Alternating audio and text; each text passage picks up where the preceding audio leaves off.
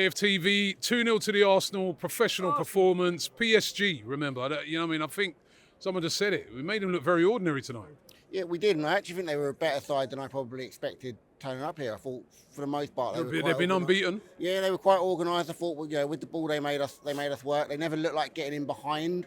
And I think maybe they were probably a little bit apprehensive coming here because I can't think why you wouldn't start Moani to give you kind of that pace threat in an away game. But I think they were probably so concerned with kind of how we are and how effective we can be that they probably set up a little bit too conservative and didn't really therefore have that threat. So, fundamentally, when we got the opportunity to take chances or create chances, we were able to take them, and they weren't.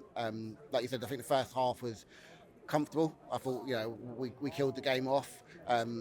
Obviously, you have a little flashback to the weekend and wonder if you might see another sort of situation. And I think Arteta was probably thinking the same. I think what I found quite interesting in the first half was actually how demanding he was of those standards. So even when we were 2-0 up, he was absolutely lambasting Saka for not tucking in, not tracking runners, not pressing hard enough, not doing those things, and that's why we defend well. I know that the centre halves get a lot of credit for it, but starts from the front, doesn't it? I mean, Martinelli, some of his defensive work today was brilliant. Havertz as well. I know we're lauding him for the goals and his attacking contribution, but actually his defensive contribution for the whole season has been absolutely immense. Let's laud somebody else, because you know what, right? I was saying to Julian today, we're missing probably bar Saka, probably our best player, Martin Odegaard.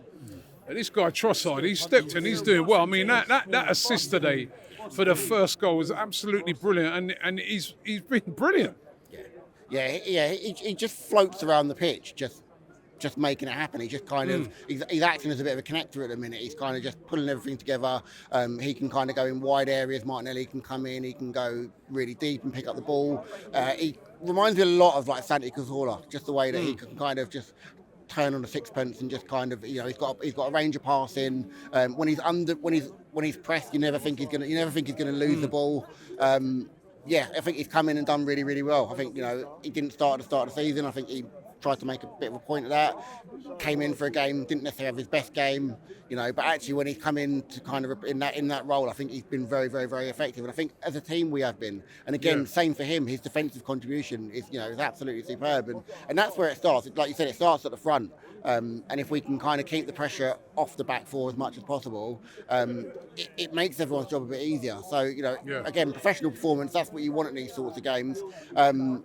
Certainly away from home, our European record hasn't been great. So the next step is to kind of take the form that we're showing here on the road. We've got 2 big games next month in terms of Milan and Sporting Lisbon. We want to take maximum points from them because, again, with this new format, you're not quite sure what the point tally is. No one really quite knows at the minute what the point tally is. And I think that's it. I think you just have to win your games. And I think after 5 or 6 games, then you start looking at the table and kind of trying to figure out where people might land. But all we can do for now is just keep winning games.